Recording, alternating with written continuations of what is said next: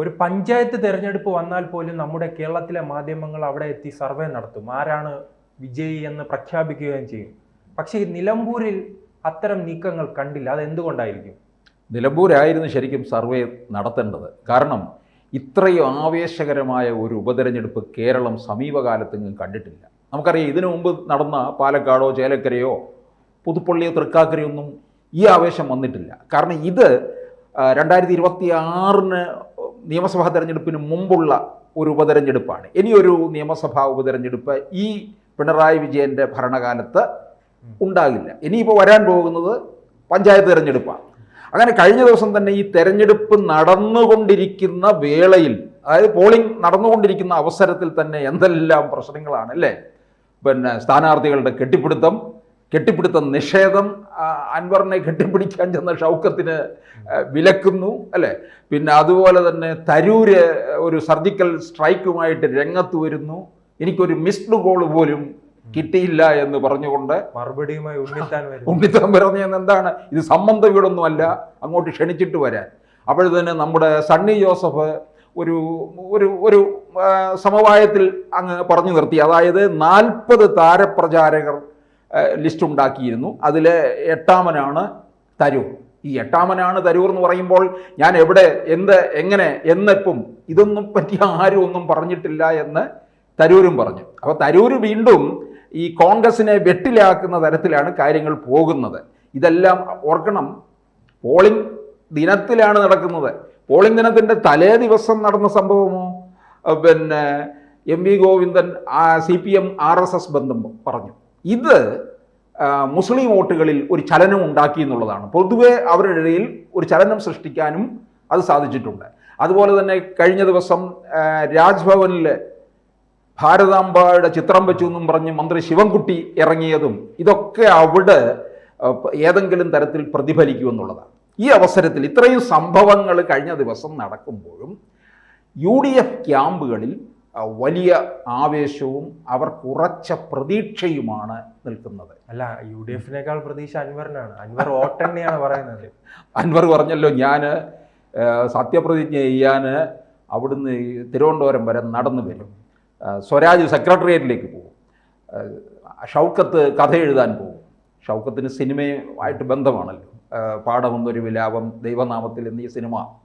അപ്പോൾ UDF ക്യാമ്പിനകത്ത് വലിയ ആവേശവും ഒരു ഉന്മേഷവും ഒക്കെ കിട്ടിയിരിക്കുകയാണ്. അവരുടെ കണക്ക് കൂട്ടൽ ഒരു 50% വോട്ട് പിടിക്കും എന്ന് അവർ അവകാശപ്പെടുന്നുണ്ട്. അത് ഈ അവകാശം തന്നെയാണ് അവർ പുതുപ്പള്ളിയിലും തൃക്കാക്കരയിലും പാലക്കാട്ടും പറഞ്ഞിരുന്നത്. അതുപോലെ നേടാൻ കഴിഞ്ഞു എന്നാണ് UDF കേന്ദ്രങ്ങളിൽ നമുക്ക് അറിയാൻ കഴിയുന്നത്. പിന്നെ നമ്മൾ മനസ്സിലാക്കേണ്ട വേറൊരു കാര്യം, ഈ വിജയത്തിൻ്റെ പിന്നിൽ, അത് കോൺഗ്രസ്സുകാർ തന്നെ പറയുന്നുണ്ട്, നിലമ്പൂർ ഉണ്ടാകാൻ പോകുന്ന വിജയത്തിന് പിന്നിൽ ലീഗായിരിക്കും. കാരണം ലീഗാണ് അവിടെ ഏറ്റവും കൂടുതൽ, അതായത് ഒരു ക്യാമ്പയിൻ മാനേജരായിട്ടാണ് കുഞ്ഞാലിക്കുട്ടി പ്രവർത്തിച്ചത്. കുഞ്ഞാലിക്കുട്ടി തെരഞ്ഞെടുപ്പ് വിജ്ഞാപനം വന്നു കഴിഞ്ഞ് അടുത്ത ദിവസം മുതൽ തന്നെ നിലമ്പൂർ ക്യാമ്പ് ചെയ്യാൻ തുടങ്ങി. കഴിഞ്ഞ ദിവസമാണ് അദ്ദേഹം നിലമ്പൂർ വിട്ട് കോഴിക്കോട്ടേക്ക് പോയത്. അങ്ങനെ ഏതാണ്ട് 1000-ലധികം പ്രശ്നങ്ങൾ തന്നെ കുഞ്ഞാലിക്കുട്ടി ഉൾപ്പെടെയുള്ള പ്രമുഖ നേതാക്കൾ വീടുകളിൽ നേരിട്ടെത്തിയാണ് വോട്ട് ചോദിച്ചത്. അത് കാരണം ഈ മുസ്ലിം ലീഗിനും കോൺഗ്രസിനും ഒരുപോലെ സ്വാധീനമുള്ള മണ്ഡലമാണ് നിലമ്പൂർ. വേണമെന്നുണ്ടെങ്കിൽ നിലമ്പൂർ സീറ്റിന് വേണ്ടി ലീഗിന് ആർഗ്യൂ ചെയ്യാം. അങ്ങനെ വന്നാൽ പോലും കോൺഗ്രസിന് ഒരു കാലത്ത് നിലമ്പൂർ കൊടുക്കേണ്ടി വരുമെന്നുള്ളതാണ്. അപ്പോൾ എല്ലാ തർക്കങ്ങളും ഈ സമയത്ത് കുഞ്ഞാലിക്കുട്ടിയുടെ നേതൃത്വത്തിൽ പരിഹരിച്ചു. അവിടെ മണ്ഡലത്തിൽ ഉണ്ടായിരുന്ന തെരഞ്ഞെടുപ്പുമായി ഈ കോൺഗ്രസ് UDF-നകത്തുണ്ടായിരുന്ന പ്രശ്നങ്ങളെല്ലാം പരിഹരിക്കുന്നു. അതുപോലെ തന്നെ മറ്റ് ജനകീയ വിഷയങ്ങളിലും ഒക്കെ കുഞ്ഞാലിക്കുട്ടി ഇടപെട്ടു. അങ്ങനെ 1000-ലധികം വിഷയങ്ങൾ പരിഹരിച്ചു എന്നാണ് UDF-ന്റെ കോൺഗ്രസ് കേന്ദ്രങ്ങൾ തന്നെ പറയുന്നത്. അതാണ് കോൺഗ്രസ്സുകാർ തന്നെ സമ്മതിക്കുകയാണ്. സാധാരണ ഈ വിജയത്തിൻ്റെ കാര്യത്തിൽ ഈ കോൺഗ്രസും ലീഗും തമ്മിൽ ഒരല്പം ഉരസലൊക്കെ ഉണ്ടാകും. വിജയം തങ്ങളുടേതാണ് അല്ലെങ്കിൽ ലീഗിൻ്റെതാണ് എന്ന് പറഞ്ഞ് പോകാറുണ്ട്. പക്ഷേ ഇവിടെ ലീഗിന് തന്നെയാണ് വിട്ടുകൊടുത്തിരിക്കുകയാണ്. കാരണം ലീഗ് വളരെ കാര്യമായി രംഗത്ത് ഇറങ്ങി എന്നുള്ളതാണ്. അപ്പോൾ കോൺഗ്രസ് കാര്യമായ പണിയൊന്നും ചെയ്യേണ്ടി വന്നില്ല. എന്നുവെച്ചാൽ ആരും പിന്മാറിയെന്നല്ല, ഈ കേരളത്തിൻ്റെ എല്ലാ ഭാഗങ്ങളിൽ നിന്നുള്ള കോൺഗ്രസ് പ്രവർത്തകരും അവിടെ പല തവണയായിട്ട് അവർക്ക് പ്രത്യേകമായിട്ട് ഷെഡ്യൂൾ ഉണ്ടാക്കിയിട്ട് ആ സമയങ്ങളിലൊക്കെ അവർ എത്തി ശക്തമായ പ്രവർത്തനം കാഴ്ചവെച്ചു. അപ്പോൾ ഇവിടെ ഈ അൻവർ പിന്നീട് അങ്ങോട്ട് ശക്തമാകാൻ തുടങ്ങി. നമുക്കറിയാം, നമ്മൾ തുടക്കത്തിൽ തന്നെ നമ്മൾ പറഞ്ഞതാണ് അൻവർ കൂടി വന്നാൽ 2000 വോട്ട് പിടിക്കും. അത് പിന്നീട് അങ്ങ് മാറി. 5000 ആകും, 10000 ആകും, 15000 ആകും. അൻവർ വിജയിക്കും എന്ന് പറയുന്നവരുമുണ്ട്, അൻവറും പറയുന്നുണ്ട്. കാരണം അവസാനഘട്ട അൻവർ ആ മണ്ഡലത്തിൽ എന്താണ് ആവശ്യം, ആ മണ്ഡലത്തിലെ പ്രശ്നം എന്താണെന്നാണ് ഉന്നയിച്ചത്. ആ വിഷയമാണ് ഉയർത്തിക്കാട്ടാൻ ശ്രമിച്ചത്. മറ്റുള്ളവർ ഗാസയിലും ഹമാസിലും ഇസ്രയേലിലും ഇറാനും പോയപ്പോൾ ഇവിടുത്തെ ജനങ്ങളുടെ പ്രശ്നങ്ങൾ മനസ്സിലാക്കി. പക്ഷെ ചുങ്കത്തറയിലും വഴിക്കടവിലും പിന്നെ അൻവറിന് നല്ല ഹോൾഡ് ഉണ്ടെന്നുള്ളതാണ്. അപ്പോൾ അൻവർ അങ്ങനെ ശക്തമായി ഇറങ്ങി വന്നപ്പോൾ UDF എന്ത് ചെയ്തു? ഒറ്റക്കെട്ടായിട്ട് നിന്നു. അതാണ് അവരുടെ വലിയ വിജയം എന്ന് പറയുന്നത്. കാരണം അൻവർ അങ്ങനെ ശക്തമായി വരുമ്പോൾ വോട്ട് കുറേ പിടിക്കും. അല്ല, അതോടൊപ്പം തന്നെ ഇപ്പോൾ ഉയർന്നു വരുന്ന ഒരു ചർച്ച, ഈ അൻവർ പിടിക്കുന്നത് LDFന്റെ വോട്ടാണോ UDFന്റെ വോട്ടാണോ എന്ന് ഒരു വലിയ ചർച്ച നടത്തുന്നുണ്ടല്ലോ. ഈ LDF പറയും ഞങ്ങളെ വോട്ട് പോകില്ല, അത് UDFന്റെ വോട്ടാണ് പോകുന്നത്.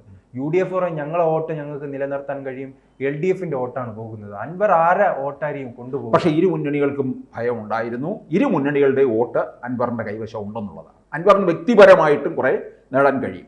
പിന്നെ ഒരു ഭരണവിരുദ്ധ വികാരമുണ്ടല്ലോ മണ്ഡലത്തിൽ, കേരളത്തിലെ എമ്പാടും ഉണ്ട്. അതിവിടെ കുറച്ച് അൻവറിനും കിട്ടും, അതുപോലെ തന്നെ ഷൗക്കത്തിനും കിട്ടുമെന്നുള്ളതാണ്. കാരണം അൻവർ പൊതുജന മധ്യത്തിൽ ഇതിന് പിന്നിലുള്ള കളികൾ പലതുമുണ്ട്. പക്ഷെ നമുക്കറിയാവുന്നത് അൻവർ പിണറായിയെയും പാർട്ടിയെയും ഒക്കെ ചോദ്യം ചെയ്ത് ഇറങ്ങി വന്ന ആളാണ്. അതുകൊണ്ട് ആ പിണറായി വിരുദ്ധത നിൽക്കുന്നത് കൊണ്ട് അൻവർ അത്തരത്തിൽ. അതുപോലെ തന്നെ സാർ ആദ്യം സൂചിപ്പിച്ചതുപോലെ തന്നെ ഈ അൻവറും ഷൗക്കത്തും തമ്മിൽ എന്തോ പ്രശ്നമുണ്ട്.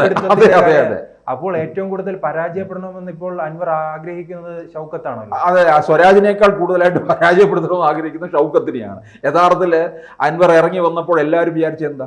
UDFിലേക്കാണ്. അങ്ങനെയല്ലേ സ്വാഭാവികമായിട്ട് സംഭവിച്ചിട്ടുള്ളത് രാഷ്ട്രീയത്തില്, പ്രത്യേകിച്ച് കേരള രാഷ്ട്രീയത്തില്. പക്ഷേ ഷൗക്കത്തിനായി പിന്നീട് ഭയം.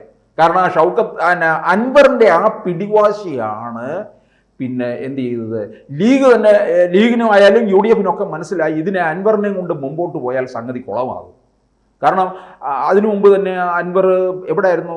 തന്റെ സ്ഥാനാർത്ഥി ഉണ്ടെന്ന് പറഞ്ഞ ചേലക്കരയിലായിരുന്നു. ചേലക്കരയിൽ പാലക്കാടുണ്ട്. പാലക്കാട് അവസാനം പിൻവലിക്കുന്നു. തന്റെ സ്ഥാനാർത്ഥി ഉണ്ട്, പിന്താങ്ങിക്കോളാൻ എന്നൊക്കെ. അപ്പൊ അവിടെ വെച്ച് ബാർഗൈനിങ് തുടങ്ങി എന്നുള്ളതാണ്. അപ്പോൾ ഇത് കൊണ്ടുപോയാൽ പഞ്ചായത്ത് തെരഞ്ഞെടുപ്പൊക്കെ എത്തുമ്പോൾ അൻവർ ആകെ കുളമാക്കും എന്ന് നന്നായിട്ടറിയാം. അതുകൊണ്ടാണ് UDF ഒറ്റക്കെട്ടായി നിന്നത്. അപ്പോൾ ഈ ഷൗക്കത്തിൻ്റെ വിജയം ഉണ്ടാകുമ്പോൾ യഥാർത്ഥത്തിൽ ആർക്കാണ് ഷൗക്കത്ത് പരാജയപ്പെടുത്തിയത്? 2 പേരെയാണ്, അൻവറിനെ ആയിരിക്കും സ്വരാജിനെയുമാണ്. അൻവർ അപ്പം ചതുഷ്കോണ മത്സരം എന്ന് പറയുന്നുണ്ടെങ്കിലും നമുക്ക് BJP അങ്ങോട്ട് മാറ്റി നിർത്തുക. ബാക്കി അൻവർ ഒരു പ്രധാന പ്രതിയോഗിയായിട്ട് നിൽക്കുന്നുണ്ട് ഇരു മുന്നണികൾക്കും. അപ്പോൾ ഷൗക്കത്തിൻ്റെ വിജയം എന്ന് പറയുന്നത് ഏതാണ്ട് ഒരു 16,000 മുതൽ 20,000 വോട്ടിൻ്റെ ഭൂരിപക്ഷത്തിൽ ജയിക്കുമെന്ന. പക്ഷേ ഏതെങ്കിലും അല്ലെങ്കിൽ ചാനലുകൾ ആരെല്ലാം തന്നെ സാറ്റലൈറ്റ് ചാനലുകളെല്ലാം തന്നെ വലിയ സർവേ നടത്തി ഫലം കൊണ്ടുവരുന്നതല്ലേ? അത്തരത്തിലുള്ള എന്തെങ്കിലും ഉണ്ടായോ? ഇല്ല. എന്തുകൊണ്ട്? ഇത് CPMനെ അധികം അസ്വസ്ഥതപ്പെടുത്തേണ്ട എന്ന് കരുതിയിട്ടല്ലേ ഇത്തരത്തിലുള്ള സർവേ ഫലത്തിൽ നിന്ന് അവർ വഴിമാറിപ്പോകുന്നത്?